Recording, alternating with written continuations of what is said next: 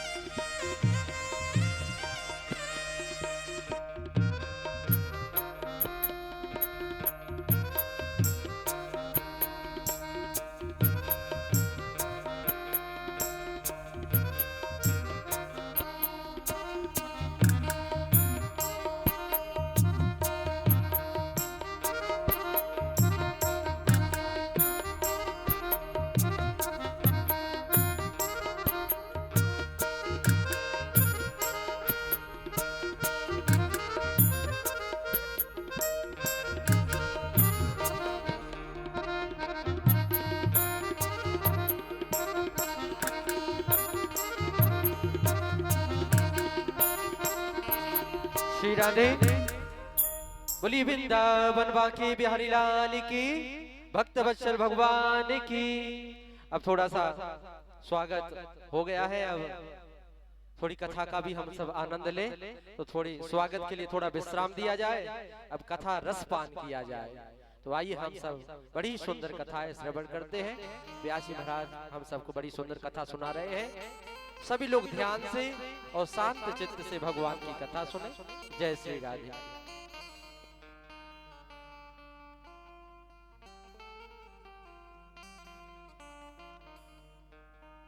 लाल की जय। आप कहां से सुना?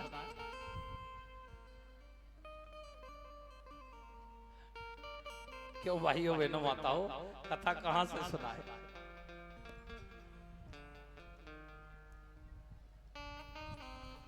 बोली कृष्ण कन्हैया लाल की जय।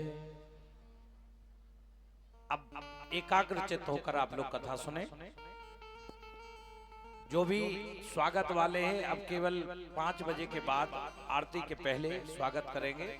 आप लोगों से निवेदन है कि आप बिल्कुल पूरी तरह शांत बैठ के कथा सुनिए।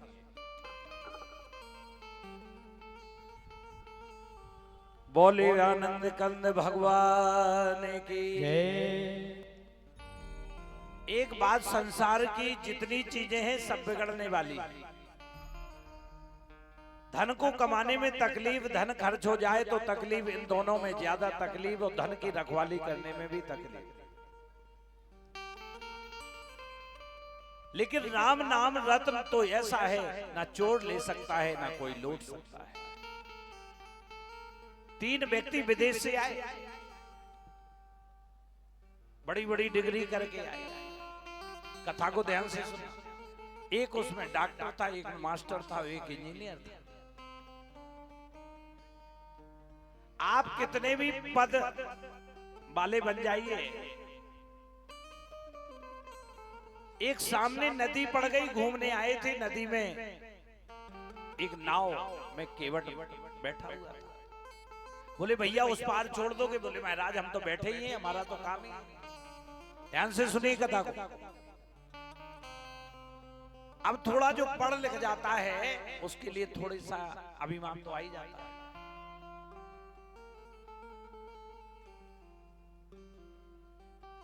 केवट की नाव में बैठ गए।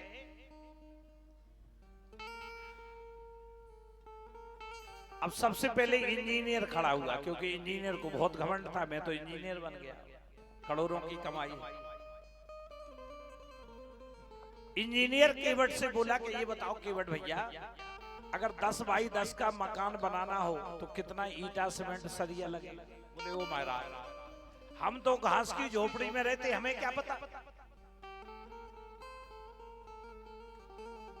नाव थोड़ी और आगे बढ़ गई। बोले तेरा चाराना जीवन में कारक। बोले कोई बात नहीं महाराज, जीवन कितना होता? 16 आना। कितना होता? अगर 16 आना में से 4 आना निकल भी जाए महाराज तो 12 आना तो बचा, जी लेंगे अपना। नाव थोड़ी आगे गई तो उसने हंसी मजाक के बाद, अब डॉक्टर की बारी थी। डॉक्टर बोला ये बताओ केवट भैया, अगर किसी को बुखार आ जाए, मलेरिया आ जाए, तो कौन सी दवा देंगे? बोले ओ महाराज, हम तो जंगल में रहने वाले, कभी बुखार आ जाता तो यही जड़ी बूटी पी लेते, हमें क्या पता कौन सी दवा दी जाए। बोले तेरा चारा ना जीवन बेकार। नाव और आगे नदी में पहुंचे। अब उसमें बारी किसकी थी? वकील की। बोले केवट भैया, अच्छा ये बताओ, दो लोगों की तुमने बात नहीं बताई, हमारी बात बताओ। अगर कोई किसी को जान से मार दे तो कौन सी धारा लगी? बोले महाराज, हमने चींटी भी नहीं मारी, हमें क्या पता। आप पढ़े लिखे, आप जानो। बोले तेरा चार आना जीवन में। बोले महाराज, 4 आना तो बचा, 12 आना अगर खत्म भी हो गया तो 4 आना से काम चल जाएगा। अब ऐसा कहते कहते नाव बीच धारा में पहुंची। ये लोग बहुत हंसी मजाक कर रहे थे। केवट ने सोचा थोड़ी सी हम ही हंसी मजाक कर। बोले अच्छा ये एक बात बताओ, आपको तैरना आता है कि नहीं? नाव बीच धार में पहुंची। बोले आपको तैरना आता है कि नहीं? बोले हमें तैरना नहीं आता। तो बोले तुम्हारा 16 आना बेकार। और केवट ने नाव छोड़ी बीच नदी में, धारा में, और 4 हाथ लगाए और उस पार। कहने का मतलब आप इंजीनियर बन जाइए, डॉक्टर बन जाइए, कितने भी करोड़पति बन जाइए, लेकिन भाव सागर पार होने की अगर डिग्री आपके पास नहीं है तो सब बेकार है।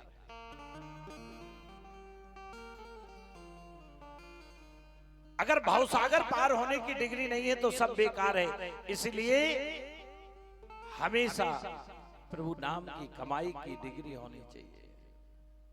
पायो जी मैंने नाम राम रतन धन पायो, और राम नाम से ही आपका भक्ति का रास्ता सफल होगा। पौंड्रिक नाम का एक राजा था, उसने अपनी पूजा प्रारंभ कर दी थी।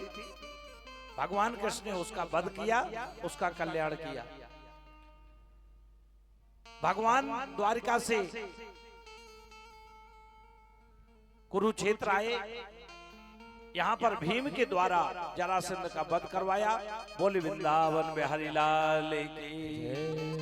महाभारत युद्ध समाप्त हुआ और भगवान कृष्ण द्वारका पहुंचे और द्वारका में अपना शासन करने लगे।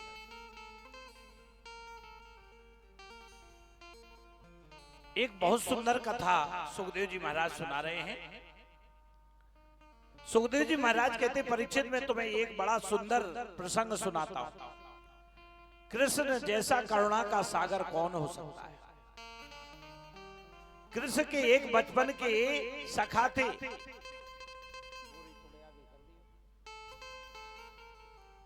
कृष्ण के बचपन के सखा थे जिनका नाम था सुदामा।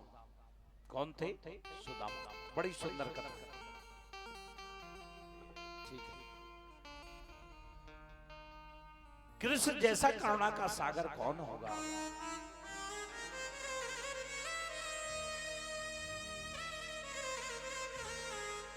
कृष्ण के बचपन के सखा, तो कृष्ण के बचपन के सखा जिनका नाम सुदामा। आपसे मैं सुदामा के विषय में चर्चा कर रहा हूं। सुदामा का जीवन क्या है? सुदामा के बारे में लोग तरह तरह की बातें करते हैं। शास्त्रों में कुछ लिखा है और हम लोग सुदामा के बारे में कुछ समझते हैं। किसी भी हिंदी पुस्तक में ये नहीं लिखा कि सुदामा भीख मांगते।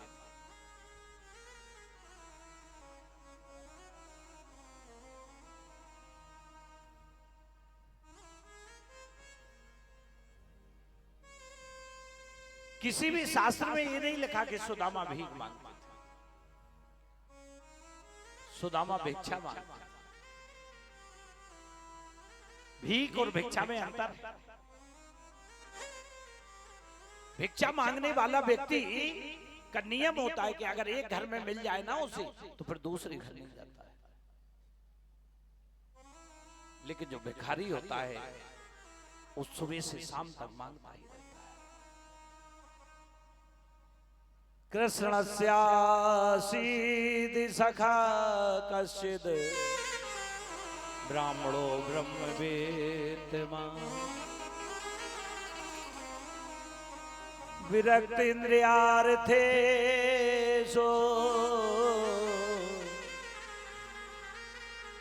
प्रशांतात्मा जितेन्द्रिया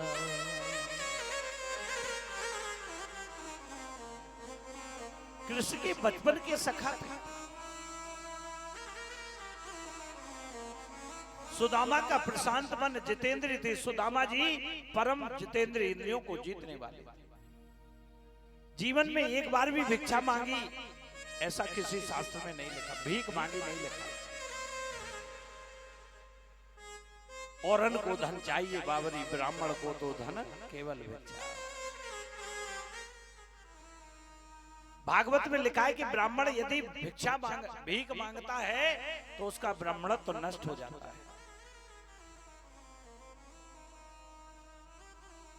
ब्राह्मण का अधिकार है भीख मांगने का, भिक्षा मांगने का। तीसरी बात है, एक जगह भी भागवत में सुखदेव जी ने सुदामा को दरिद्री नहीं कहा। गरीब तो थे सुदामा लेकिन दरिद्री नहीं थे। दरिद्री और गरीब में अंतर होता है। दरिद्री कौन? दरिद्री कौन? जिसके पास करोड़ों रुपया तो है लेकिन प्रभु नाम की कमाई। सुदामा गरीब तो थे लेकिन दरिद्री नहीं। लेकिन मैं समझता हूं कि जितने सुंदर विशेषण से सुदामा जी के लिए दिए हैं, शायद ही उतने किसी बड़े संत के लिए रखे। सुदामा जी के घर में सुबह खाएं तो शाम के लिए नहीं रहता था।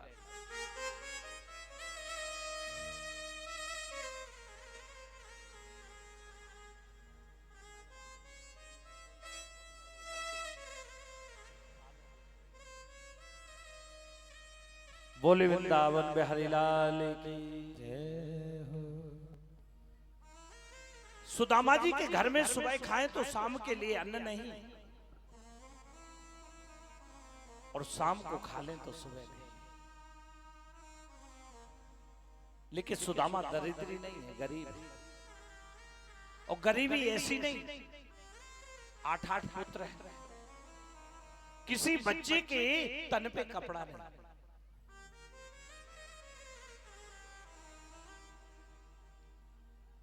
पत्नी का नाम सुशीला है, साड़ी के नाम पर साड़ी कम खिड़की ज्यादा, हजारों जगह से पटी हुई है। ऐसी गरीबी। हे ठाकुर, इस संसार में अगर जन्म देना ना, हे गोविंद, हे राघव, इस संसार में अगर मानव को जन्म देना तो कम से कम इतना धन जरूर देना कि वो कपड़े पहन सके।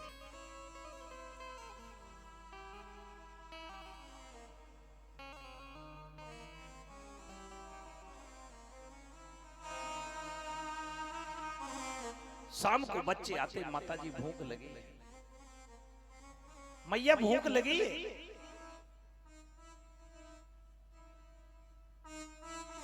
दुनिया की सबसे असहाय माँ वो होती है कि बच्चे भोजन मांगे और माँ भोजन नहीं दे पाए। कौन माता पिता ऐसे हैं जो अपने बच्चों को अच्छी शिक्षा नहीं देना चाहते, अच्छा पिलाना, अच्छा खिलाना नहीं चाहते। लेकिन जब अपने बच्चों की इच्छा पूरी नहीं कर पाते माँ बाप, तो दुनिया के सबसे असहाय माँ बाप वो होते हैं। अच्छा, एक बात और, जिन्होंने गरीबी देखी है उनको पता है कि गरीबी क्या होती है।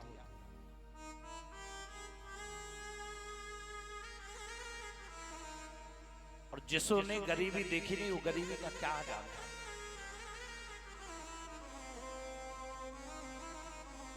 ऐसी गरीबी के घर में बर्तन बनाने के नाम पे क्या था, एक फूटा सा मिट्टी का बर्तन पड़ा था, उसमें बना था। ऐसी गरीबी।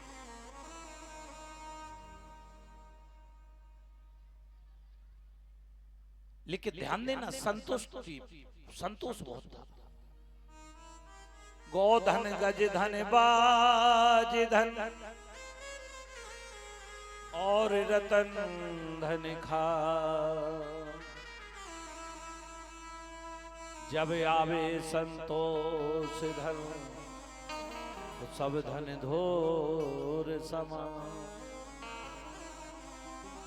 संतोष रूपी धन जिसके जीवन में आ जाए ना सज्जनों, फिर वो दरिद्र थोड़ी रहता है। सुदामा गरीब था, दरिद्र।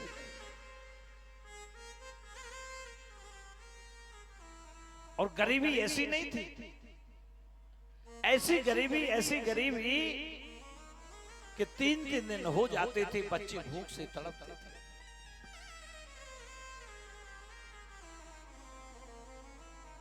लेकिन पत्नी हो तो सुशीला की तरह कभी अपने पति से ये नहीं कहती है कि इन बच्चों की व्यवस्था कर। आजकल की माताएं बहनें होती तो पति की अकल ठिकाने लगा देती।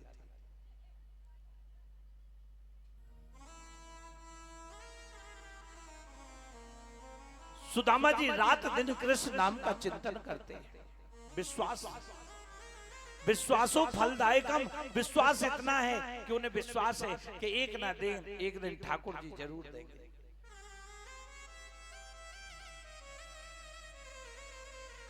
आज 7 दिन हो गए बच्चों को भूख से तड़पते, कहीं कुछ नहीं मिला।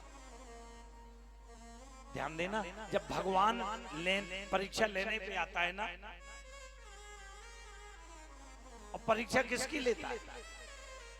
जो उसके रास्ते पर चलता है।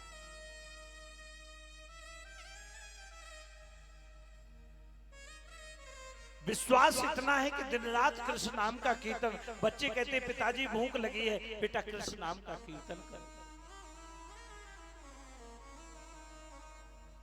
7 दिन हो गया, भोजन का दाना नहीं। आज सुदामा अपने नगर से मांग कर वापस आया और घर में कुछ नहीं मिला। शाम को जैसे ही पूजन करने बैठा और ठाकुर जी के लिए भोग लगाना चाहता था, लेकिन भोग नहीं मिला, कुछ था ही नहीं। आज पहली बार सुदामा रोया। बच्चे भूख से तड़प रहे थे इसलिए नहीं रो रहा था, कभी नहीं रोया सुदामा, लेकिन आज पहली बार रोया है। हे ठाकुर, क्या मेरे कर्मों में इतना भी धन नहीं था कि तुम्हें भोग लगा सकता? कि मर जाऊं मांगो नहीं, अपने तन के का।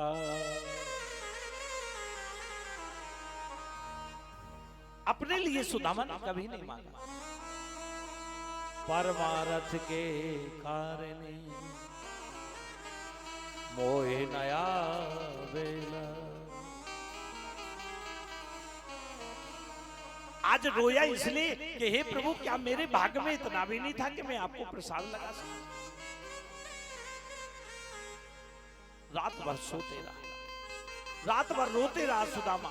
प्रातः काल उठा, भगवान का चिंतन किया। सुदामा के नेत्र सजल हो गए। नगर में चला गया। सुदामा की गरीबी देखकर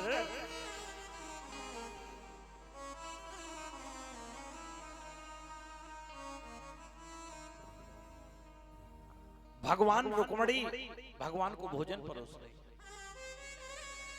भोजन की थाल देखा सामने, सोने की थाल में 56 प्रकार का भोजन लगा हुआ है। भोजन की थाल को छोड़कर भगवान अपने कक्ष में पहुंच गए।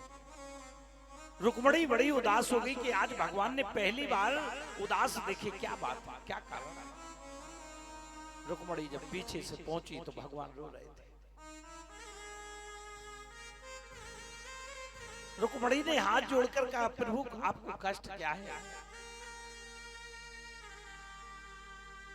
कन्हैया ने तुरंत रुक्मणी को हृदय से लगाया, बच्चों की तरह फूट फूट के रोने। रुक्मणी, ये नजारा देखिए, ये मेरे बचपन का मित्र है,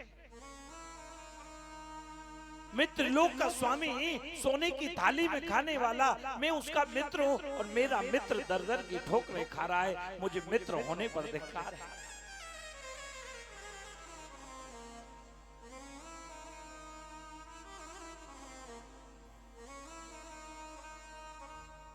मुझे तो लाज आती है कि मैं सुदामा का मित्र हूं।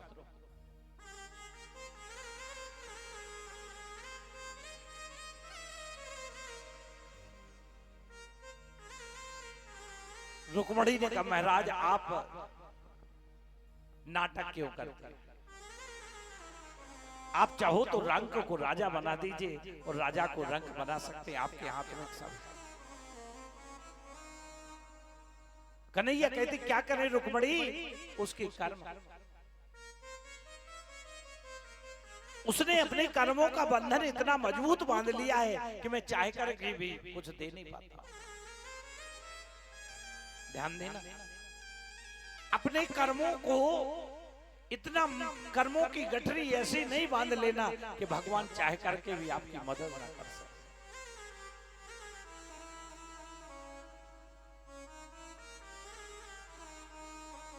हंस हंस के किए पाप रो रो के भोगना पड़ता है, और हाथों से लगाई हुई गांठ दांतों से खोलना पड़ता है। अपने कर्मों का फल सबको भोगना पड़ता है। ध्यान ध्यान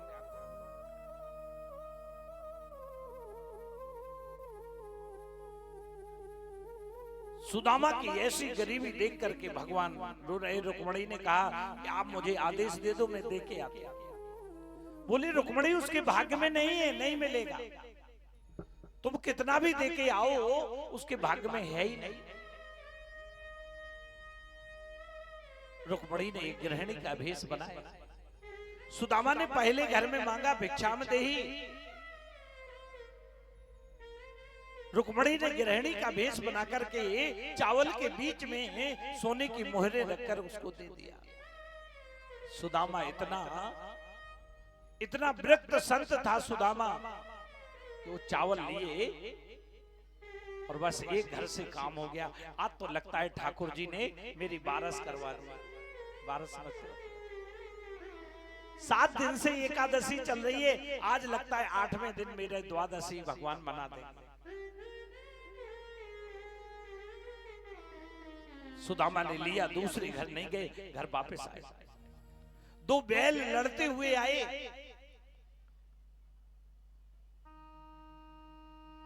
और जहां से सुदामा निकल रहा था, एक बैल ने अपना सींग फंसाया और वो पोटली को भेद दिया और सारे चावल नीचे गिर गए।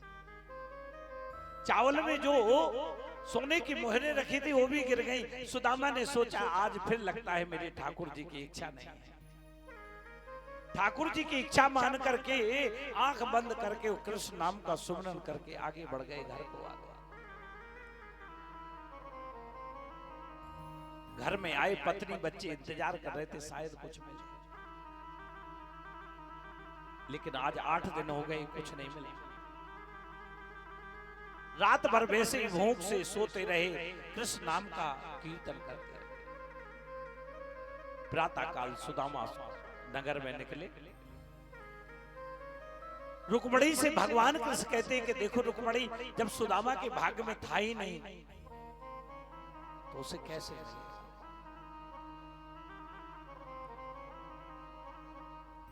इधर एक सुशीला के द्वार पर प्रातः काल एक संत आया, भिक्षाम देही। सुशीला अंदर से कहती बाबा मैं भिक्षा नहीं दे सकती। बोले क्यों? संत बोले क्यों भिक्षा नहीं दे सकती माता जी? बोले भिक्षा इसलिए नहीं दे सकती हूं क्योंकि मेरे घर में शोर पड़ गई है। शोर जानते हो?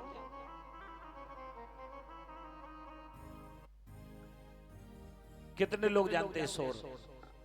बुंदेलखंड का शब्द है। शोर का मतलब कोई बालक अगर घर में जन्म ले ले तो शोर कहते हैं। हमारे घर में शोर पड़ गई। अब घर इतना बड़ा तो था नहीं कि संत महात्मा को दिख नहीं रहा था। बोले मैया किसकी शोर पड़ गई? बोले हमारे यहाँ गरीबी की शोर पड़ गई। समझ गए बाबा कि इनके यहाँ कुछ है नहीं। बोले बाबा मेरे यहाँ गरीबी की शोर पड़ गई। कहते तो कहते कह दिया सुशीला ने, लेकिन ऐसे रोई। पहली बार बच्चे भूख से तड़प रहे थे तो नहीं रोई, लेकिन आज रो रही है। क्यों? कि साईं इतना दीजिए जामे कुटुंब समा, मैं भी भूखा ना रहूं, साधु भी भूखा न जा। हे गोविंद, हे ठाकुर, कम से कम इतना तो दे देते कि मैं भी भूखा ना रहूं, साधु भी भूखा। मैं भूख से तड़प के मर जाती, कोई चिंता नहीं थी, लेकिन मेरे दरवाजे से कोई संत भूखा नहीं जाना। आज बहुत रोई सुशीला, आज बहुत रोई। संत महाराज बोले, क्यों बहन, तुम्हारे पति तो द्वारकाधीश के मित्र हैं, तुम्हें कभी बताया नहीं? मैं आपको बताऊं ये कौन है? वो संत वेश में भगवान कृष्ण।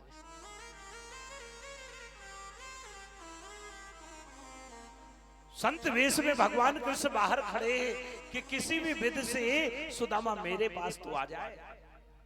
और ये बात सही है कि जब तक हमारे कर्मों का बंधन टूटने वाला नहीं है, जब तक हम भगवान का सानिध्य प्राप्त नहीं करें।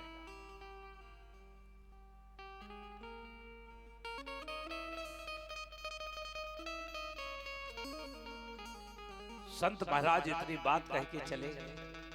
शाम को जैसे ही सुदामा जी आए, खाली हाथ थे। आज पहली बार सुशीला ने कहा कि हम अपने लिए नहीं, लेकिन बच्चों ने क्या बिगाड़ा था? कम से कम इनके लिए तो आप, जो द्वारकाधीश आपके मित्र हैं ना, उनके यहां जाओ। आज सुशीला के मुख से बात सुन करके सुदामा को अपने बचपन के मित्र कृष्ण की याद आ गई।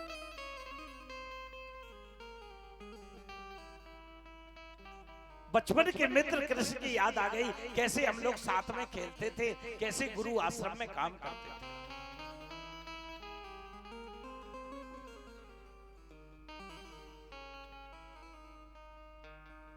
बचपन की याद करके आंखों में आंसू आ गए। सुशीला, जाना तो चाहता हूं, लेकिन जाऊं कैसे? 3 जगह खाली हाथ नहीं जाना चाहिए।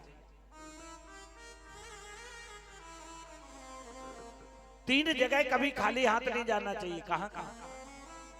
एक भगवान के घर में, मंदिर में। भगवान गुरु के घर में खाली हाथ नहीं जाना चाहिए। दूसरा, बेटी के, बहन के।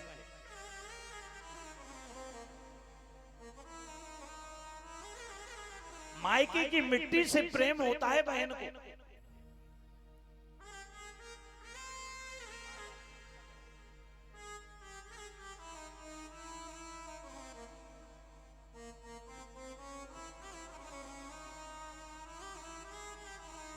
मायके की मिट्टी से इन बहनों को प्रेम होता है।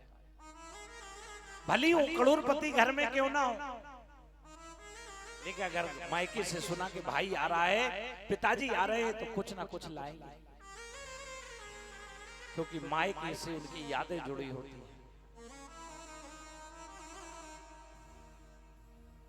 इसलिए ध्यान देना, कभी बहन बेटी के यहाँ जाओ ना तो खाली हाथ मत जाओ।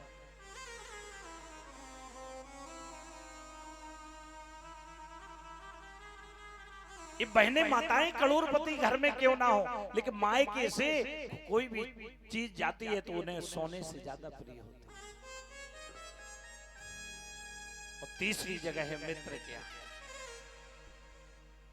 अरे सुशीले, मैं क्या लेके जाऊं? मेरे पास तो कुछ नहीं है। जाना तो मैं चाहता हूं। बोले चिंता मत, मैं कुछ मांग के लाती हूं। सुशीला मांगने के लिए गई। ध्यान देना, ये दुनिया भी उसकी मदद करती है ना जिसके पास कुछ हो। संसार में और किसी की कोई मदद नहीं करता। कई घरों में गई, लेकिन किसी ने उसको एक मुट्ठी चावल नहीं दिया, क्योंकि एक मुट्ठी चावल मांग रही थी। एक घर में गई तो धीरे धीरे करके 5 घर से एक एक मुट्ठी चावल मिल गया। चाहती तो एक घर से 5 मुट्ठी मांग सकती थी, लेकिन क्यों नहीं मांगा? भगवान को संदेश देना चाहती थी। अगर एक घर के चावल पहुंचाती तो भगवान समझ नहीं पाते। वो समझाना चाहती कि हे ठाकुर जी, हे द्वारकाधीश, जो चावल भी भेज रही हो ना, वो 5 घर के चावल हैं। ठाकुर जी समझ जाएंगे अलग अलग घर के हैं, इसलिए भी मांग के भेजो। 3 मुट्ठी चावल लेकर के सुदामा जी एक पोटली में बांधा।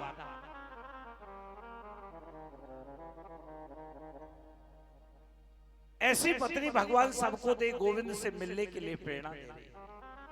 सुदामा जी बड़े प्रसन्न है कि हे ठाकुर जी, ऐसी पत्नी सुशीला की तरह सबको दे जो कह रही कृष्ण से मिलके आओ, लेकिन जा रहे मांगने कुछ नहीं, दर्शन कर।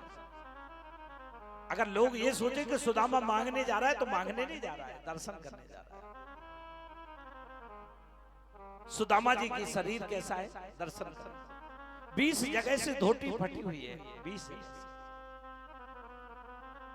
सिर पर ढकने को वस्त्र नहीं है, फूटा सा लोटा, टूटी सी छड़ी, उधड़ी सी रस्सी, क्योंकि पहले समय में दूर दूर तक पानी का स्रोत नहीं रहता। आजकल तो जगह जगह नल लगे। एक फूटा सा लोटा लिया, टूटी सी रस्सी ली,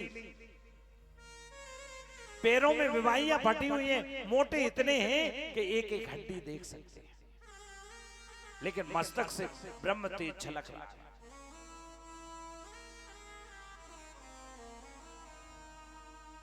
मस्तक से ब्रह्म तेज झलक रहा है। सुदामा जा रहे हैं, जाना था द्वारका और पहुंच गए काशी। रास्ता भूल गए, काशी चले गए, वृंदावन चले गए, पुष्कर चले गए, घूमते घामते पता नहीं कहां कहां जा रहे हैं, मन में सोच रहे हैं। बचपन की यादों को संजो करके कह रहे हैं केशव,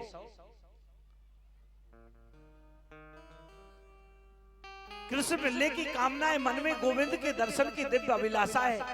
इस अभिलाषा का परिणाम ये हुआ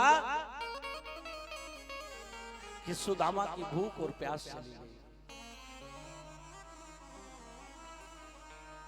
क्या सजा मिली है मुझको, क्या सजा मिली है मुझको,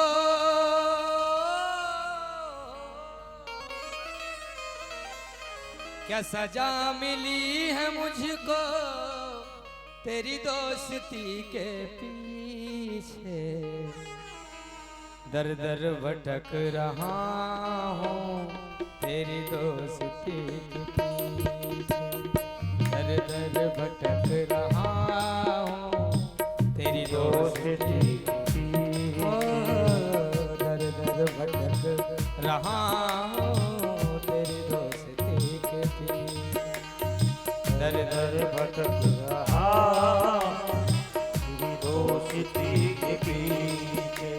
क्या सजा मिली है मुझको, क्या सजा मिली है मुझको, तेरी दोस्ती के पीछे दर दर भटक रहा हूँ, तेरी दोस्ती के पीछे दर दर भटक रहा हूँ, तेरी दोस्ती के पीछे।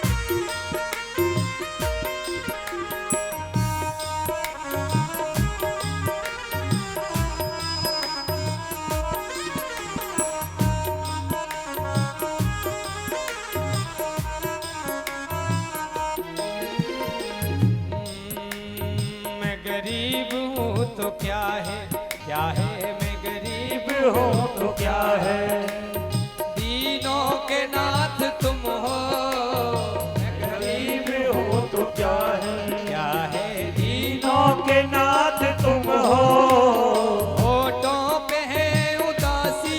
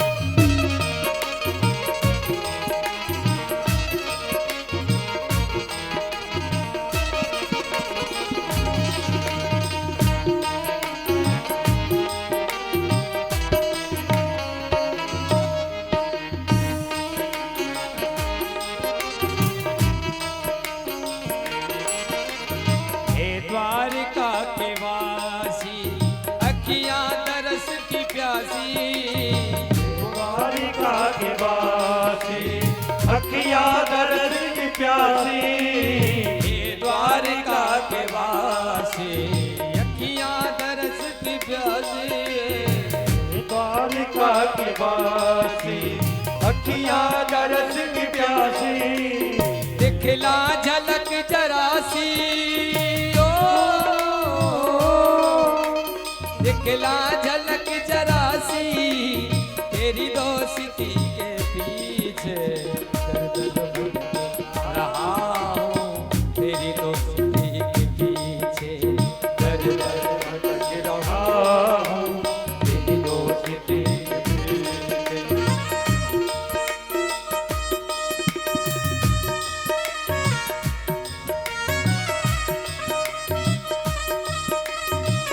भक्त बच्चन भगवान की जय हो।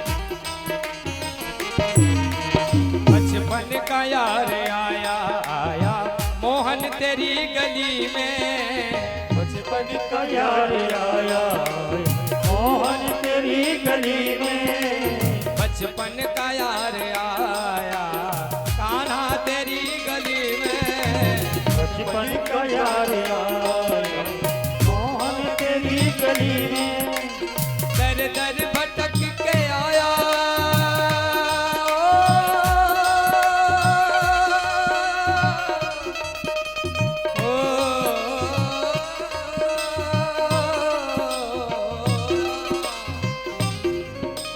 दर दर भटक के आया, तेरी दोस्ती के पीछे रहा हूँ, तेरी दोस्ती के पीछे रहा हूँ, तेरी दोस्ती के पीछे।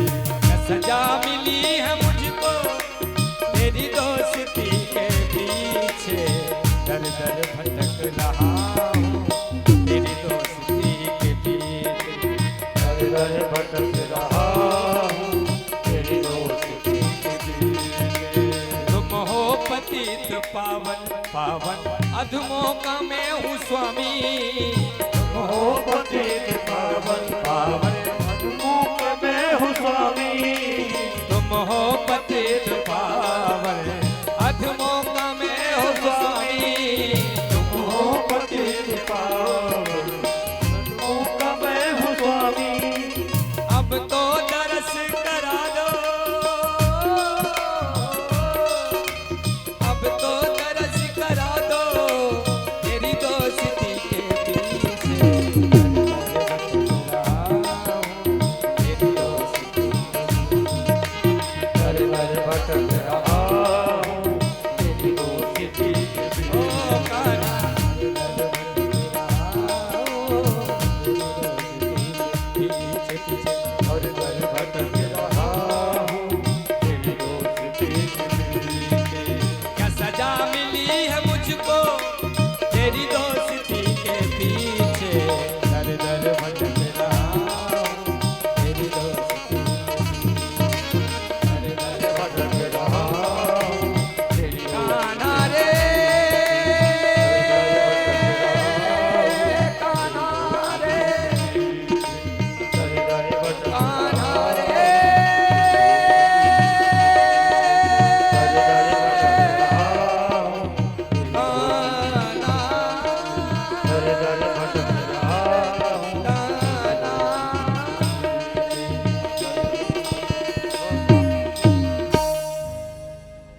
दर दर भटक रहा हूं, तेरी दोस्ती के पीछे। सुदामा को रास्ते में जा रहे हैं तो भूख भूल गए। भूख लगती है, प्यास लगती है, जिंदगी अब उदास लगती है। कैसे आऊं मैं द्वारिका, तेरी आस भी अब निराश लगती है। कैसे जाऊं मन में भावना है, लेकिन एक और मुश्किल हो गई। सुदामा जी को 6 महीने हो गए चलते चलते, 3 महीने चलते। विशाल नदी पड़ गई मार्ग में, रास्ते में एक बड़ी नदी आ गई। एक और मुश्किल हो गई, नदी को पार कैसे करें। सुदामा को तैरना नहीं आता था।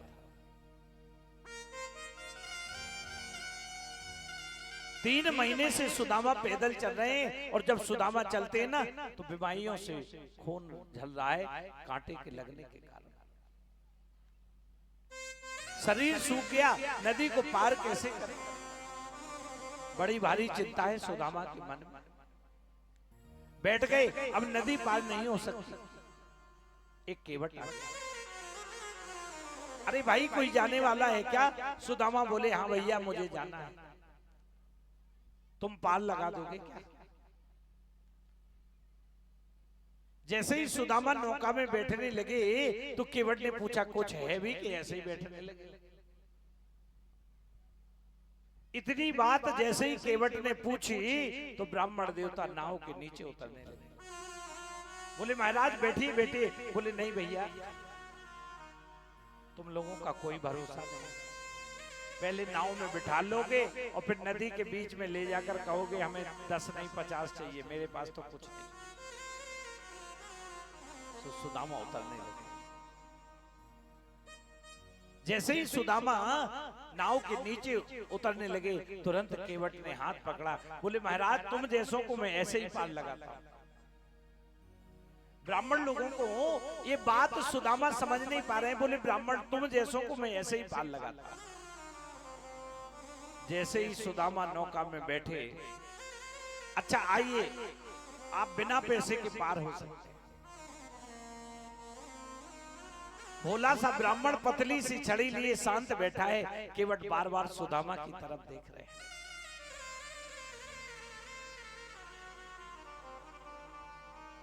मैं आपको स्पष्ट बता दूं, ये जो केवट है ना, ये और कोई नहीं, ये मेरे कन्हैया है। कन्हैया ने जैसे ही केवट के रूप में सुदामा को बिठाया, वो चेहरे तरफ देख रहे हैं। बार बार चेहरे तरफ बाहरे सुदामा। वही तेज शरीर की हालत देख करके नेत्रों में जल भर आया। सुदामा ने भोलेपन से पूछ लिया, क्यों रे भैया तू मुझे क्यों देख रहा है? केवट ने बात बदल करके कहा, पंडित जी बुरा नहीं मानो तो एक बात पूछो, कहां जा रहे हैं? सुदामा जी बोले द्वारका के नाथ है ना, द्वारका नाथ जो श्री कृष्ण जी, वो मेरे बचपन के। अब स्वाभाविक है कि कोई रास्ते का भिखारी और कहे प्रधानमंत्री मेरा मित्र है तो कौन माने। सो बिन के दर्शन के लिए जा रहा हूं, ये नहीं कहा कि मैं उनसे मांगने जा रहा हूं, दर्शन के लिए। और सुदामा मांगने भी नहीं जा रहा है, ध्यान दें। केवट बोला आपके मित्र हो द्वारकाधीश, मजाक उड़ाया, रहने दो। कहां द्वारकाधीश और कहां आप? सुदामा समझ गए कि ये मेरा मजाक उड़ा रहा है। सुदामा जी बोले तू क्या जाने, विश्वास देखिए सुदामा, तू क्या जाने तेने जीवन भर नौका ही तो चलाई है। मेरो कन्हैया वस्त्र नहीं देखता, मेरो गोपाल आभूषण नहीं देखा, मेरो तो केवल यही देखे कि हमारा मन कैसा है। इस बात को सुनते ही केवट के नेत्रों में जल आया। जो केवट भगवान स्वयं बने थे, नेत्रों में जल भराया। बाहरी सुदामा, सारी दुनिया बदल गई लेकिन तू नहीं बदला, वही बचपन का प्रेम। सुदामा ने स्नेह से पूछा, भैया केवट जी यहां से द्वारका की कितनी दूरी है? बोले वैसे तो बहुत दूर नहीं है पंडित जी, लेकिन आपको चेहरे को देखकर मैं ये समझता हूं कि आप पूरी हिम्मत करके दिन में आधा किलोमीटर ही नहीं चल सकते। आप 3 महीने का समय और लगेगा द्वारका पहुंचने का। सुदामा के नेत्रों में आंसू भराएगा।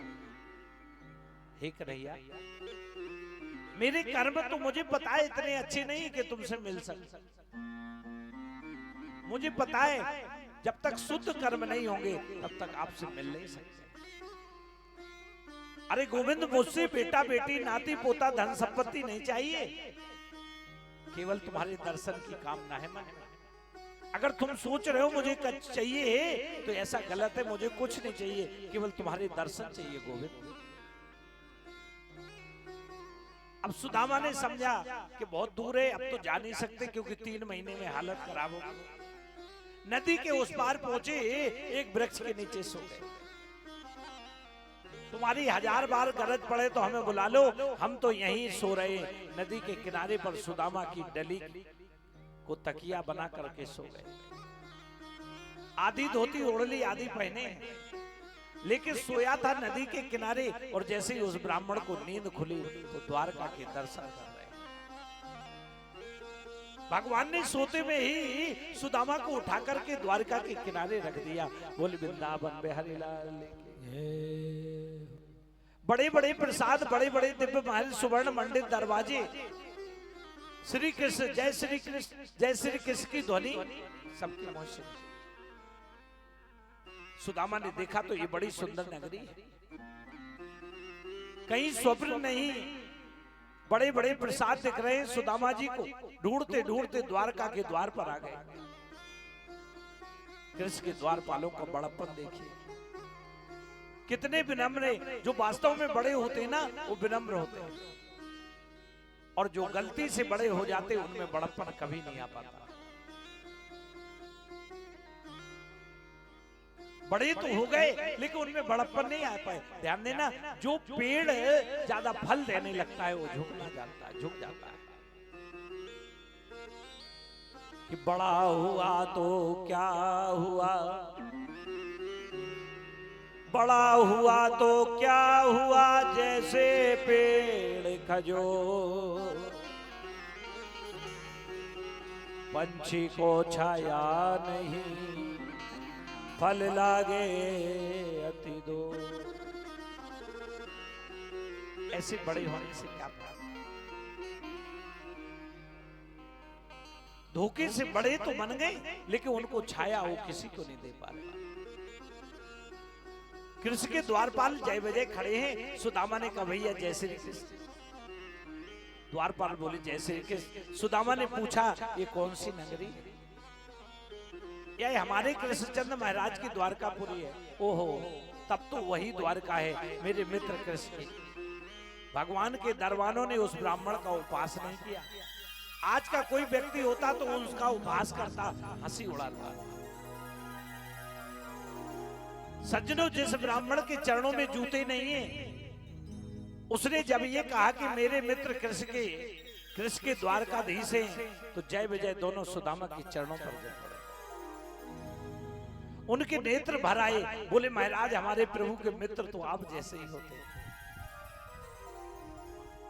भगवान का जो मित्र होता है ना, वो आप जैसे ही होते हैं।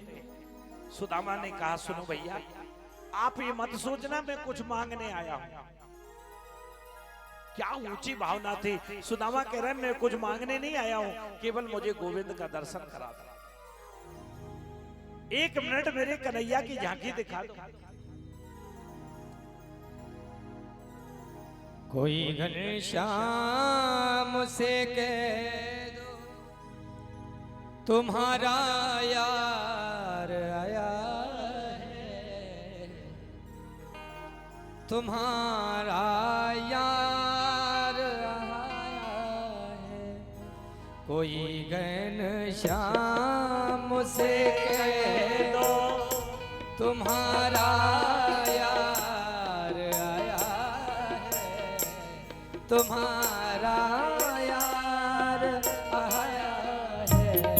कोई घनश्याम से कह दो तुम्हारा यार आया है, तुम्हारा यार आया है। कोई घनश्याम से कह दो तुम्हारा यार आया है, तुम्हारा यार कोई घनश्याम से कह दो तुम्हारा यार आया है, तुम्हारा यार आया है।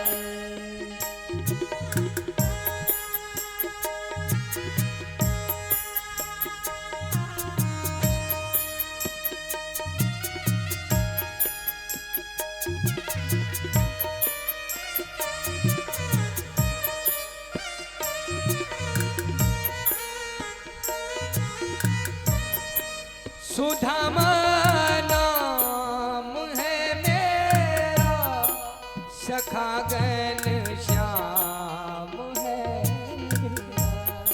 सखा घनश्याम है मेरा, ना घबराओ कहो जाकर, दिया है द्वार पर डेरा। दिया है द्वार पर डेरा। रहे हैं साथ में कुछ दिन, वही अधिकार लाया है, तुम्हारा यार आया है। कोई घनश्याम से कह दो तुम्हारा यार आया है, तुम्हारा यार आया है।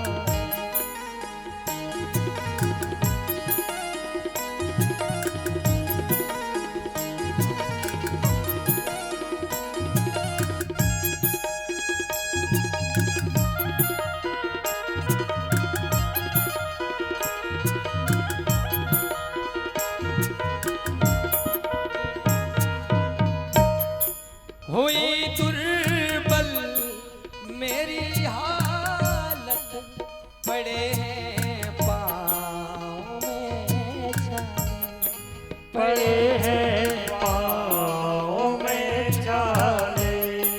हुई दुर्बल मेरी हालत, पड़े हैं पाँव में छाले पड़े पड़े हैं पाँव में छाले। निहारो कौन आया है, अरे ओ द्वारका वाले, अरे ओ द्वारका वाले। निहारो कौन आया है, अरे ओ द्वारका वाले, अरे ओ द्वारका वाले। सहारा नाथ का भैया, छोड़ संसार आया है, तुम्हारा यार है।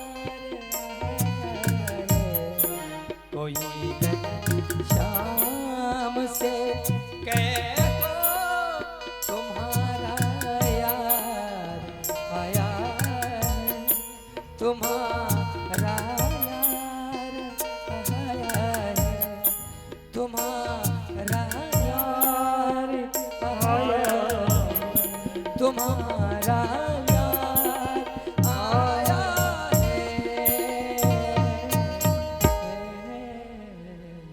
सुदामा द्वारपालों से कह रहे हैं, जाओ प्रभु से कह दो कि तुम्हारा मित्र आया है, बचपन का सखा है। जय विजय दोनों अपने विश्राम में व्यवधान डालने का धृष्टता के लिए क्षमा चाहता हूं प्रभु।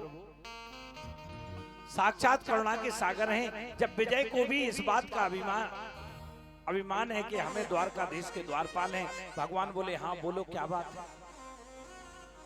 भगवान पहले से ही तैयारी बनाए हैं। शीस पगा न झगा तन पे,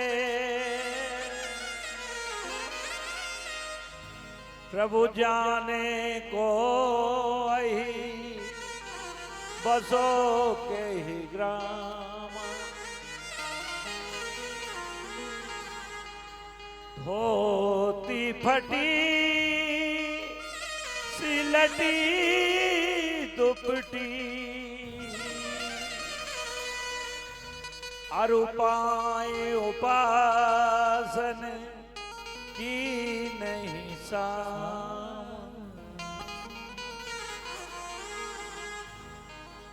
अरे द्वार खड़ो तुझ दुर्बले के, द्वार खड़ो तुझ दुर्बले के, रहो जग सो वसुधाया विरामा, पूछत दीन दयाल को धाम, बतावत आपन नाम सुदामा, पूछत दीन दयाल को धाम, बतावत आपनो नाम सुदाम, बतावत आपन नाम सुदाम। पूछत दीन दयाल को धाम, बतावत आपन नाम सुदामा। पूरा दामा नहीं कह पाया, सुना और भगवान सिंहासन से उठे। आज खड़ा हूं पहचान पहनाने वाले का इंतजार नहीं किया। जैसे ही सुना कि मेरे बचपन का मित्र आया, द्वारकाधीश ने सुना मेरा मित्र सुदामा आया, दामा पूरा नहीं सुना, केवल सुना और दौड़ लगा, अपने सिंहासन से नीचे उतर पड़े, दौड़ लगा।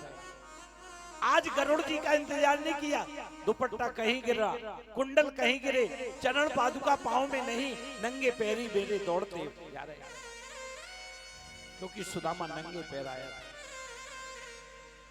प्रधान द्वार पर आने के लिए 7 ड्योढ़ियों को पार करना पड़ता है। तपती हुई बालू में प्रभु ने एक ड्योढ़ी पार की, दूसरी पार की, दुपट्टा कहीं गिर रहा है और पहरेदारों से टकराते हुए जा रहे हैं। प्रभु के बड़े पुत्र है ना, पूछा क्या हुआ, बोले पता नहीं, कोई ब्राह्मण मिलने आ गया। हमने जाकर प्रभु को कहा तो वो फिर दौड़ गए। द्वारकाधीश से मिलने यदि ब्रह्मा भी आवे ना तो उनको 2 दिन का इंतजार करना पड़ा। दौड़े दौड़े मेरे द्वारकाधीश प्रधान द्वार पर आए, वहां बैठे सुदामा को देखकर जाकर के चरणों में गिर पड़े। ऐसे रोए भगवान, ऐसे रोए।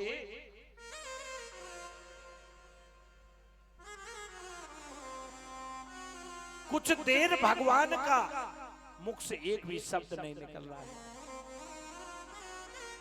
सुदामा इसलिए रो रहा है,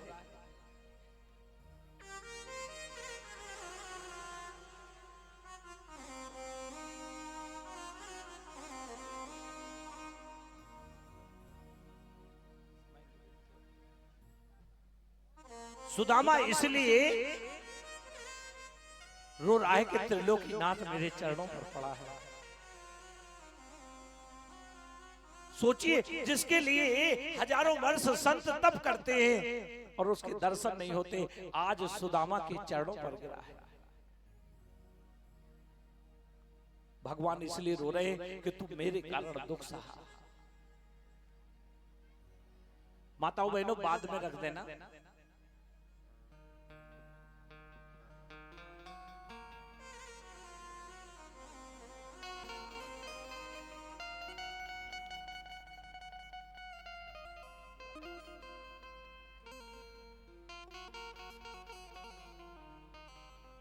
द्वारकाधीश से मिलने यदि ब्रह्मा भी आवे तो 2 दिन का इंतजार करना पड़ता है, लेकिन भगवान चरणों में रो रहे हैं।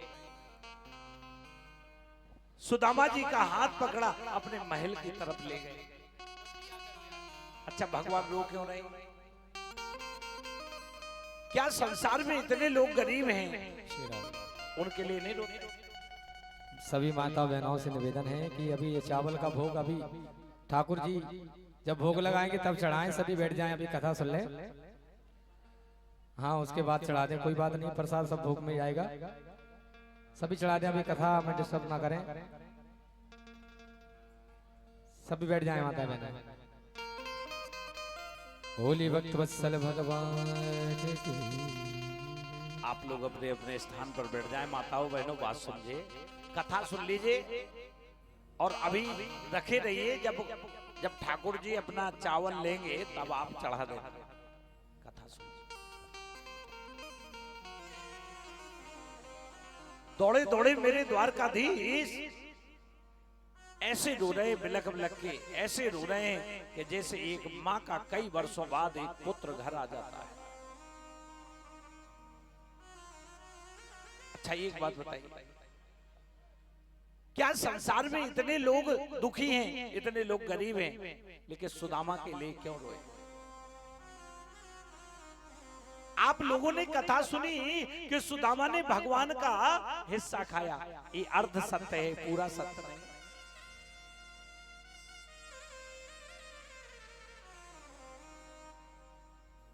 ये पूरा सत्य नहीं है। जब गुरु आश्रम में सुदामा और भगवान कन्हैया लकड़ी काटने गए तो लोग कहते हैं ना, उनका एक मुट्ठी चना का हक खा लिया था। ये आधा सत्य है, पूरा नहीं। क्यों रो रहे हैं भगवान? आखिर भगवान को कष्ट किस बात का है? क्या संसार में और गरीब नहीं? आखिर सुदामा के लिए क्यों इतना भगवान के मन में प्रेम है? तो कथा आती है कि जब सांदीपन ऋषि के आश्रम में माता ने सुदामा को देने के लिए चना रखे थे, 2 मुट्ठी चना थे।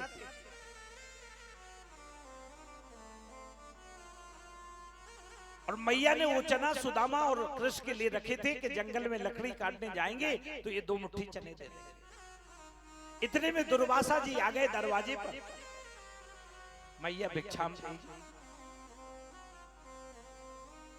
मैया ने कहा, बेटा अभी भिक्षा तो कुछ है नहीं, घर में कुछ नहीं है, कल आना, कल मिलेगा।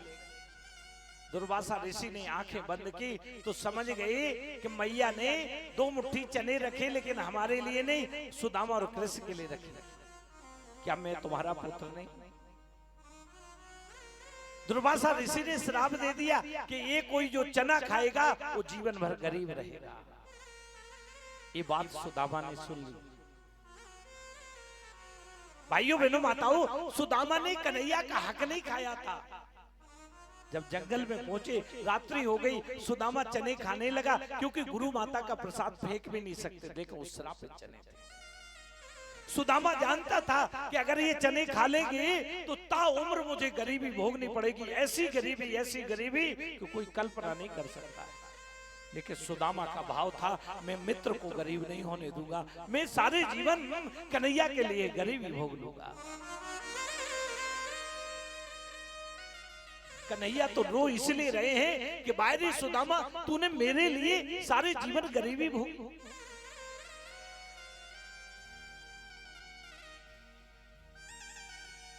सुदामा भी रो रहे हैं। सुदामा ने अपने नेत्र के आंसू बाहर नहीं आने दिए कि कहीं कन्हैया ये ना समझ ले कि मैं कुछ मांगने आया हूं। सुदामा का हाथ पकड़ा, अपने सिंहासन पर ले गए। पानी का परात मंगाया कि देखे सुदामा की दीन दशा, करुणा करके करुणा निधि रोए। पानी परात को हाथ छुए नहीं, नैनन के जले सो पग धोए। पानी परात को हाथ छुओ नहीं, नैनन के जल सो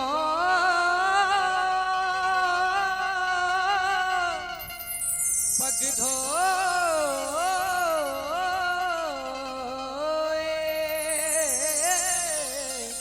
नैनल के जलसों पग दो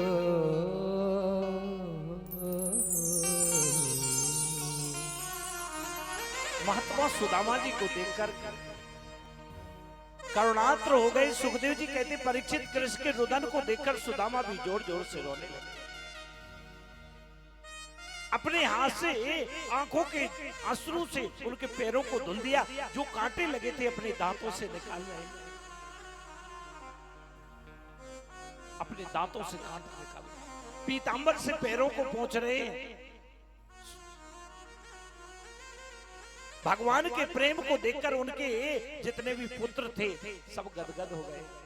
धीरे धीरे सुदामा को अंक में भरकर द्वारकाधीश आए और अपने अंतापुर में स्वर्ण के सिंहासन पर बिठा दिया। प्रभु जैसे ही सुदामा के चरणों को धोने लगे, अरे लाला तू ये क्या करे, मेरे पावन को काय को धोता, मोह बड़ो संकोच लग रहा है। भगवान कहते विप्रम प्रसादा धरणी धरो, विप्र प्रसादा धरणी धरो हम, विप्र प्रसादा कमला बरो, विप्र प्रसादात अजित जितो हम, विप्र प्रसादात मम रामना। आज मैं जो कुछ भी हूं आप ब्राह्मणों की आशीर्वाद से। अब भगवान खोल नहीं रहे हैं कि अगर तुम वो चने नहीं खाते तो आज मैं भी गरीब होता। जो कुछ भी हूं हे ब्राह्मण देवता तुम्हारे कारण। श्री सुदामा जी विराजमान कर उनके चरण धोकर बोले आपके इस चरणामृत से आज मेरी द्वारका पूरी पावन हो जाएगी। चरणों को धोकर पूरे महल में प्रभु ने छींटा लगवाया। रुक्मणी जी पीछे खड़े होकर सुदामा जी को पंखा झुला रहे। सोचिए, भक्ति करो तो सुदामा, प्रेम करो तो सुदामा की तरह, मित्रता करो तो सुदामा की तरह, कि सारे जीवन कन्हैया के लिए दुखी रहना स्वीकार किया, गरीब रहना स्वीकार किया। अपने लिए तो दुनिया जी रही है, जीवन तो उन्हीं का है जो किसी और के काम आए।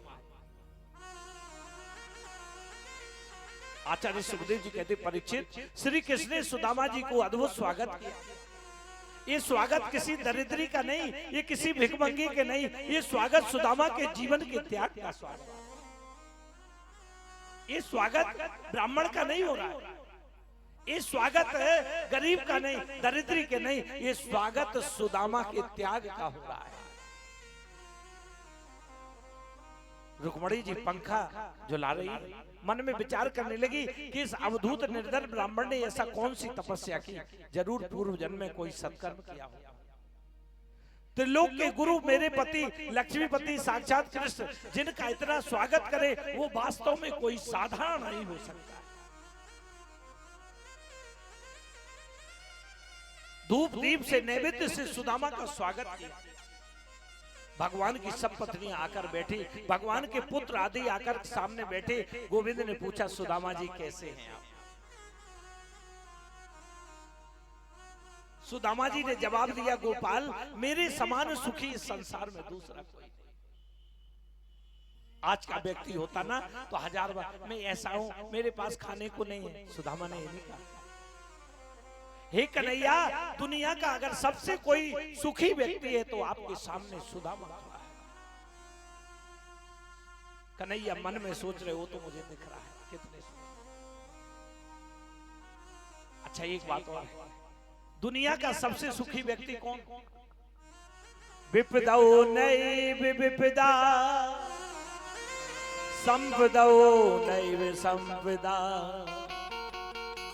विपद नारायण विस्मृति संपन्न नारायण स्मृति।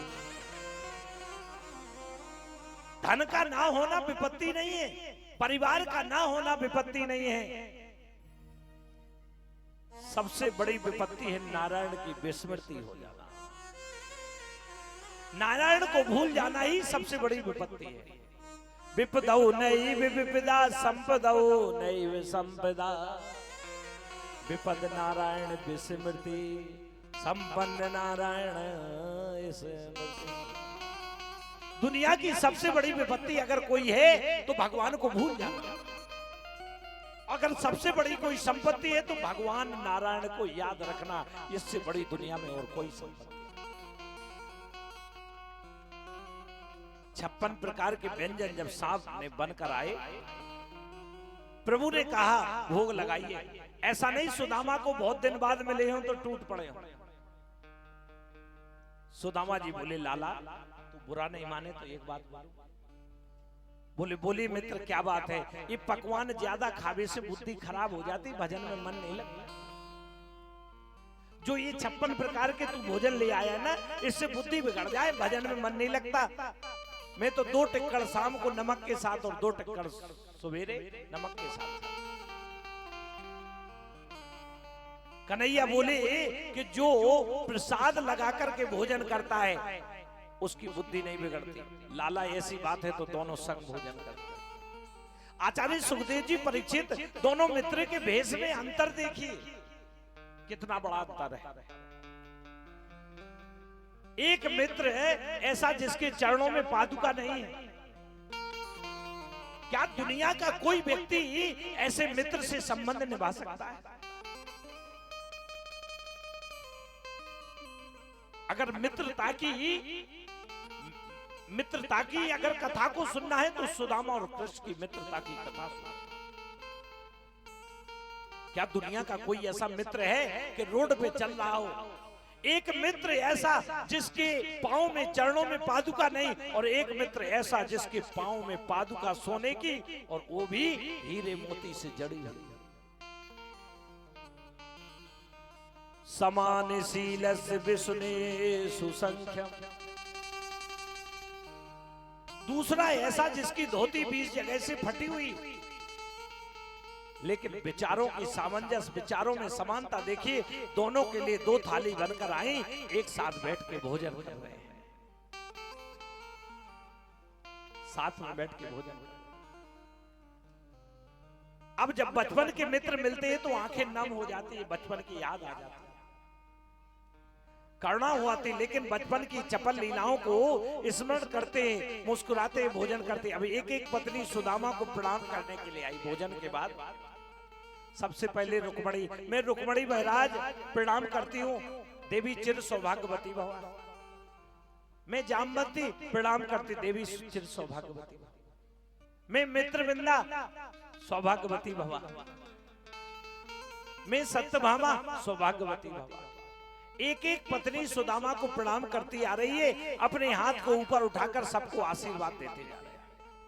ऐसे करके तकरीबन 400 पत्नियां प्रणाम कर चुकी। 400 बार आशीर्वाद के लिए हाथ उठाते उठाते सुदामा थक गए। हिम्मत ही कितनी थी, अपने हाथ को दूसरे हाथ से दबाने लगे। कन्हैया सुनिए भैया। कन्हैया बोले क्या बात है? बोले कान में कहूंगा। भगवान ने अपना कान सुदामा के मुख के पास दिया। सुदामा जी बोले कान में, बोले अभी कितनी और है? भगवान बोले बहुत है, 16,108। अच्छा सुनिए लाला। भगवान बोले क्या बात है? बोले कान में ही कहूंगा। बड़े संकोची थे। इतनी रानियों के बीच में कौन बात बोले? सोचिए 75 वर्ष के सुदामा जी, लेकिन संकोच कितना, खुल के बात भी नहीं कर रहे हैं। हाजी मैंने सोचा शायद आस पड़ोस की बुला ली हूं आपने। जी नहीं, सब अपने ही हैं। बहुत अच्छी बात है लाला, हम तो आशीर्वाद देंगे, देने के लिए ही ब्राह्मण होते हैं। लेकिन मैंने ये इसलिए पूछा कि लाला मेरा हाथ बड़ा कमजोर है, अगर सबको एक बार बुला लेते तो एक बार आशीर्वाद दे देते। एक काम कर लाला, सबकी तरफ से तू प्रणाम कर ले, तुझे आशीर्वाद दे दे, सबको मिल जाएगा। भगवान ने ऐसा ही किया। जब प्रणाम आदि कार्य हो गया तो कृष्ण ने बहुत सुंदर बात कही। सुदामा जी आपको याद है ना, बचपन में हम कैसे खेलते थे? एक बार हम लकड़ी लेने गए, जब कैसी बारिश आई थी, गुरुजी ढूंढते ढूंढते पहुंचे गए। गुरु माता ने कहा कि जब तक मेरे कृष्ण सुदामा नहीं आएंगे मैं भोजन नहीं करूंगा। आप लोगों में कितना प्रेम है। आपको एक बात याद होगी, हम सभी छात्र आपको चिढ़ाते थे। हम लोग कहते थे सुदामा जी का विवाह करोगे, आप कहते थे हमें कोई विवाह नहीं करना। अच्छा, विवाह किया कि नहीं? और विवाह किया तो निमंत्रण क्यों नहीं दिया? अब सुदामा बेचारे संकोच में कि तुमने तो 16,108 कर लिए और हमने एक किया, उसी का लाहना दे रहे हो। भगवान बात समझे, बोले अगर तुम मेरे विवाह की बात करोगे कि निमंत्रण नहीं दिया, तो मेरा तो चट मंगनियों पट विवाह, समय नहीं लगा।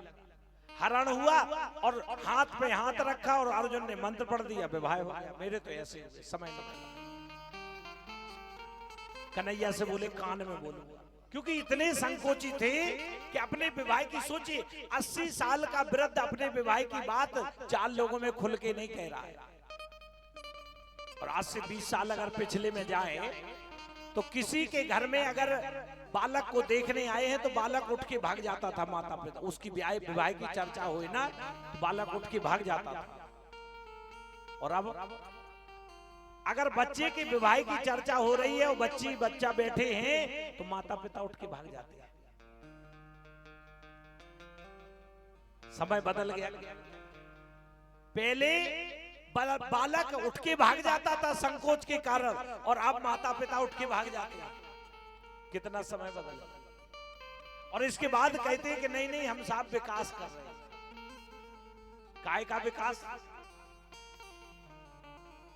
अरे जहां सर्व खत्म हो गई, जहां लज्जा खत्म हो गई, वो काय का विकास? सुदामा ने कहा कान में कहूंगा। सुदामा ने कान में बोले,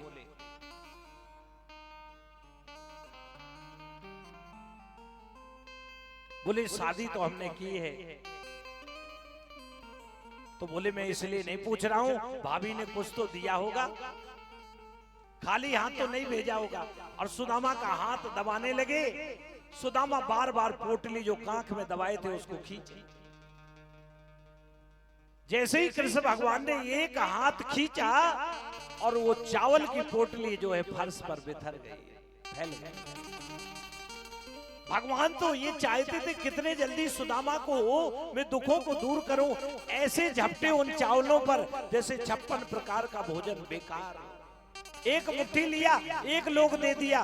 विश्वकर्मा जी को आदेश दिया, जाओ मेरे से द्वारकापुरी से अच्छी सुदामापुरी बना के आओ। दूसरा लोग दिया, दूसरी मुट्ठी दूसरा लोग दे दिया। तीसरी मुट्ठी में राजपाट रानियां देने जा रहे थे। इतने में सारे देवी देवता घबरा गए। नारद जी रुक्मणी के पास पहुंचे, बोले बचा लो नहीं तो आज भगवान सब कुछ दे देंगे। रुक्मणी ने हाथ पकड़ा, बोले महाराज ये अगर आपके मित्र हैं तो हमारे भी कुछ है, हमें भी इनका प्रसाद चाहिए। इसलिए रुक्मणी ने अपने आप को बचा लिया। 3 लोक में भगवान ने 2 लोग सुदामा को दे दिए। आज 12 बजे सुदामा आए तो कल 12 बजे तक सुदामा 12 घंटा 24 घंटे रहे। 24 घंटे बाद सुदामा बड़े संकोच में खूब खातिरदारी हुई, वापस जाते हैं। सुदामा जब वापस जाने लगे तो भगवान ने ही एक गाड़ीवान का रूप बनाया और सुदामा को ले जा रहे हैं। और जाकर के जो आज का पोरबंदर शहर है वही सुदामापुरी, आज का जो पोरबंदर शहर है गुजरात में वही सुदामापुरी। जब विश्वकर्मा जी वहां पर गए, सुशीला से कहा कि मुझे तुम्हारा भवन बनाना है, तो सुशीला की भावना देखिए, कहती है जिनके यहां से मैंने भोजन किया पहले उनके घर बना के आइए तब मेरा बना। क्या दुनिया में ऐसी भावना हो सकती है? आज का व्यक्ति सोचेगा कि हमने भक्ति की है, हमें मिल गया, हमें अब क्या चाहिए। लेकिन सुशीला क्या सोचती है, मेरा घर बाद में बनाना, पहले इस नगर वासियों का घर बना के आइए।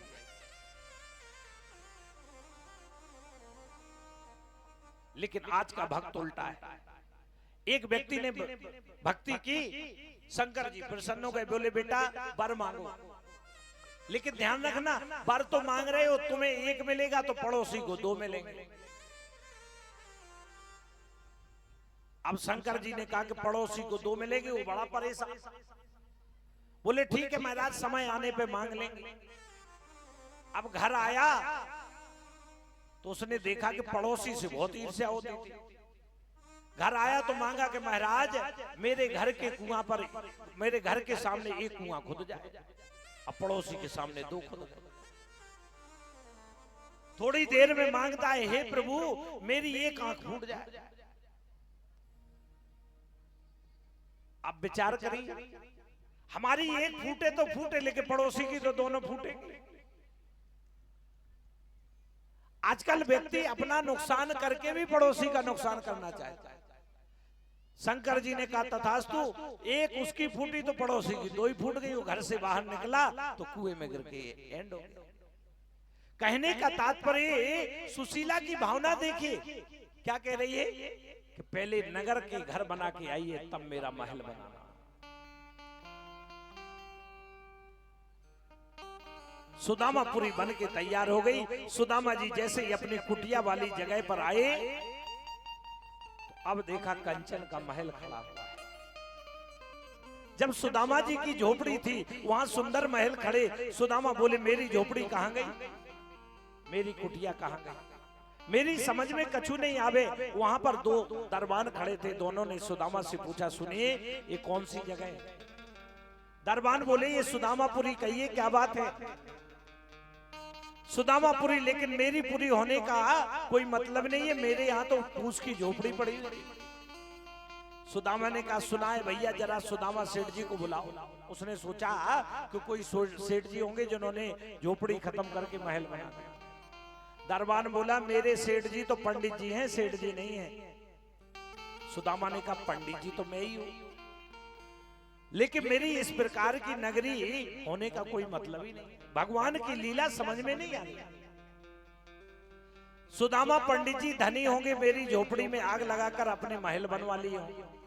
अच्छा ऐसा करो, सुदामा पंडित जी से मिलवाओ भैया, बुला दो उन्हें। दरबान बोले वो तो द्वारकापुरी गए। सुदामा ने कहा द्वारकापुरी तो मैं ही गया था, लेकिन मेरी नगरी होने का मतलब नहीं, क्या करूं। तुम्हारे सुदामा जी को द्वारका गए कितने दिन हो गया। दरबान बोले उनको तो 1 वर्ष हो गया। सुदामा बोले 1 वर्ष तो मुझे ही हुआ है, मैं ही वो सुदामा हूं, दूसरा कोई नहीं। इसकी परीक्षा लेने का अब एक तरीका है, मैं यदि सुदामा हूं तो मेरी पत्नी अंदर होगी, बुला दो। दुबली सी पतली मेरी पत्नी सुशीला। अच्छा भैया आपके सुदामा जी द्वारका गए, ठीक है, उनकी पत्नी अंदर होगी, जरा उनको बुलाओ, मैं उनसे पूछूं कि मेरी झोपड़ी कहां गई। खड़े रहिए, पूछ कर आते। सुशीला जी से जाकर बोले महारानी जी कोई ब्राह्मण द्वार पर खड़ा है। सुशीला जी भीतर से निकल कर आई। भगवान की कृपा से थोड़ी मोटी, उनके आगे पीछे 10-5 दासियां। सुदामा जी दूर से आती हुई सुशीला को देख करके वापस जाने लगे तो सुशीला ने तुरंत पहचान लिया। दौड़ते आई और आकर के चरणों में गिर पड़ी। नाथ प्रणाम करती हूँ। सुदामा बोले सुशीला अरे ये सब वैभव, ये सब बोली सब द्वारकाधीश की कृपा से। सुदामा बोले तुम पर तो बहुत कृपा रही ना, जैसे ही आ गए, अरे धोती तक नहीं बदली। सुशीला बोली आपको चाहिए थे दर्शन, मुझे था वैभव। सुदामा ने कहा तुम परेशान भी करती थी, द्वारका जाओ द्वारका जाओ, अब सोने की रोटी खाओ, चांदी के टुकड़े खाओ। रोने लगे सुदामा, भगवान मैंने ये धन नहीं मांगा था, वैभव नहीं मांगा था। सुदामा भागने लगे। चतुर्भुज रूप में कन्हैया प्रकट हो गए। चतुर्भुज रूप में कन्हैया प्रकट हो गए। सुदामा बोले कन्हैया ये काय को वैभव दिया, मैं वैभव नहीं चाहता था, मुझे तो गरीबी ठीक थी, कम से कम गरीबी में तेरा नाम तो याद था। ये धन और पैसा ना आपसे दूर कर देता है, मुझे ये नहीं चाहिए।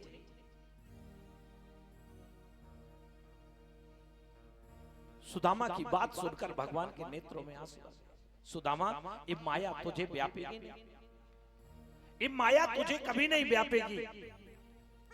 आप तो कृपा के सागर हैं प्रभु, मैंने जो आपको वैभव दिया, इस वैभव के द्वारा प्रजा का कल्याण कीजिए।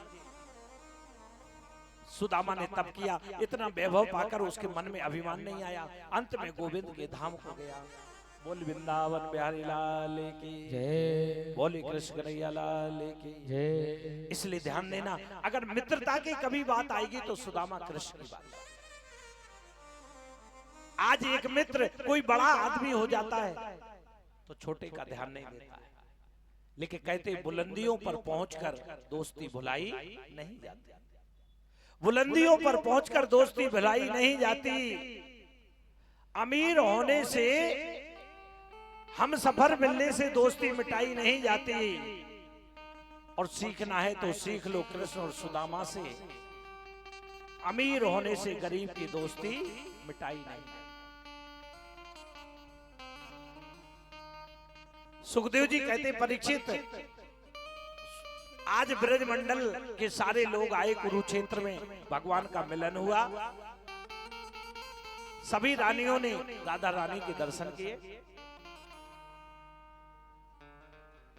राजा नरक का भगवान कृष्ण ने कल्याण किया।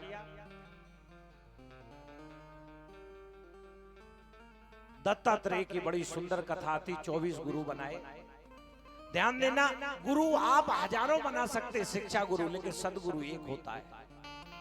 गुरु आप कितने भी बनाइए, लेकिन गुरु एक होता है, सदगुरु एक होता है, जो आपका आत्मा का कल्याण कर दे। उद्धव समझ गए कि अब भगवान का जाने का समय है। आज भगवान ने अपने पुत्रों को समझाया कि ये ध्यान देना, संतों का कभी अपमान मत करना, संत का क्षण अन्न का कण बर्बाद नहीं करना। लेकिन वही गलती की। सांब ने, जो जामवंती का पुत्र था, उसने कड़ाई बांधी, साड़ी पहनी, सारे बालक गए और ऋषियों के बीच में विनोद करने लगे। बोले महाराज इसके क्या होगा? ऋषियों ने कहा इससे जो होगा, भगवान के यहाँ जन्म लेकर के तुम विनोद करते हो, हंसी मजाक करते हो, संतों का अपमान करते हो। दुर्वासा ऋषि ने श्राप दे दिया कि जाओ, इससे जो होगा तुम्हारे परिवार का नाश हो जाएगा। उस कड़ाई को घिसा गया, समुद्र में फेंका, एरक नाम की घास बनी, आपस में लड़ करके सारे यदुवंशी समाप्त हो गए, केवल 3 लोग बचे। उसमें एक उद्धव, भगवान कृष्ण का रथ चलाने वाला दारुक और अक्रूर। थोड़ा बाद में घिसने के बाद जो लोहा बचा, वो लोहा समुद्र में गया तो एक मछली ने निगल लिया। जरा नाम के व्याध ने उस मछली को पकड़ा, अपने बाण में लगा लिया और कृष्ण भगवान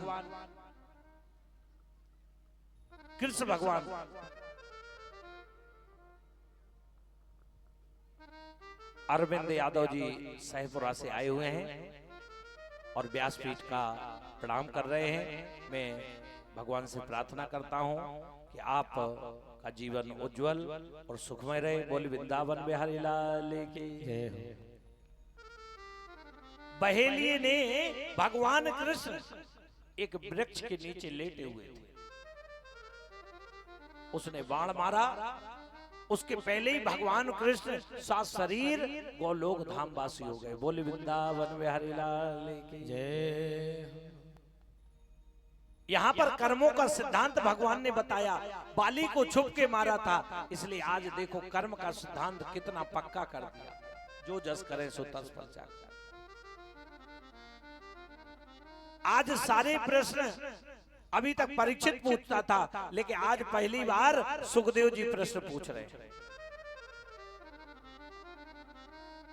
सुखदेव जी पूछ रहे कि ये बताओ परीक्षित, कौन मरता है?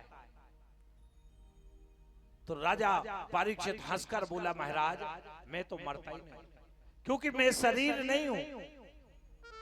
शरीर मरता है, आत्मा तो कभी मरती नहीं, क्योंकि आज परीक्षित को आत्मा का ज्ञान हो गया। तक्षक नाग आया, तक्षक नाग आया, उसे रोकने का प्रयास किया गया, लेकिन उसके पहले ही परीक्षित ने अपने प्राणों को निकाल लिया और भगवान के यहाँ से विमान आया। विमान में बैठकर वो भगवान के धाम चला गया। शरीर में आकर के चाहे काटो चाहे मारो, क्या फर्क पड़ता। सुखदेव जी महाराज का पहले ही गमन हो गया और आज सबको जाना है। जो इस दुनिया में आया है उसको जाना है। हम लोग 7 दिन पहले आए थे, हम लोगों को जाना है। कुछ देर में संगीत वाले चले जाए। एक दिन यहाँ आए थे, यहाँ से जाना है, और एक दिन दुनिया से आए हैं, दुनिया से जाना है। जाने का नहीं, आए हैं सो जाएंगे। राजा रंग फकीर, एक सिंहासन चढ़ चला, एक बांधा जाए जंजीर। हम लोग गाड़ी में आ रहे थे तो एक भाई साहब जो फोर्स में है वो कह रहे थे, व्यास जी हम दोनों भाइयों की चर्चा हो रही थी कि 7 दिन कैसे निकल गए पता ही नहीं चला। कल से हम लोगों को बहुत बुरा लगेगा। इसलिए सबसे पहले तो यज्ञपति चंदन श्री चंदन सिंह के लिए खूब ताली बजाइए, उनके माता पिता के लिए ताली बजाइए, पूरे परीक्षित परिवार के लिए तालियां बजाइए। जननी जने तो भक्त जन याद आता या सूर, नहीं तो जननी बांझ रहे काहे गवा में। अगर माता पुत्र पैदा करे तो चंदन सिंह जैसे पुत्रों को पैदा करे, उनके परिवार जैसे पुत्रों को पैदा करे, जो भक्ति के आगे अपना तन मन धन खर्च करके लाखों लोगों को कथा सुना रहे हैं। ऐसे नहीं, तालियां जोर से बजाइए उनके लिए। मैं व्यासपीठ से उनके लिए बहुत बहुत आशीर्वाद देता हूं। हमारे संगीत वाले भाइयों के लिए भी तालियां बजाइए। बड़ी लगन से आपने मेहनत करके इस कथा को सजाया। हमारे आचार्य लोगों के लिए तालियां बजाइए। बराबर में उनसे कुछ कहता ही रहता हूं, लेकिन बड़े शांति के साथ वो कार्य करते हैं। 2 मिनट रुक जाइए, 2 मिनट।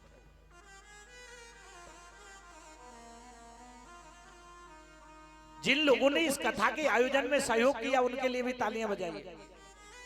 सभी स्वागतकर्ताओं के लिए तालियां बजाइए। हमारे ये जो कैमरा वाले भाई है ना, रात के 3-3 बजे तक लोड करते रहते हैं, इनके लिए भी तालियां बजाइए। बहुत मेहनत है। ऐसी गर्मी में जितनी हमारी हजारों माताओं बहनें ने आकर के इस कथा को सुना, इनके लिए भी तालियां बजाइए। हमारे भाइयों ने भी कथा, और जिसने कथा नहीं सुनी उनके लिए 2 बार ताली बजाइए।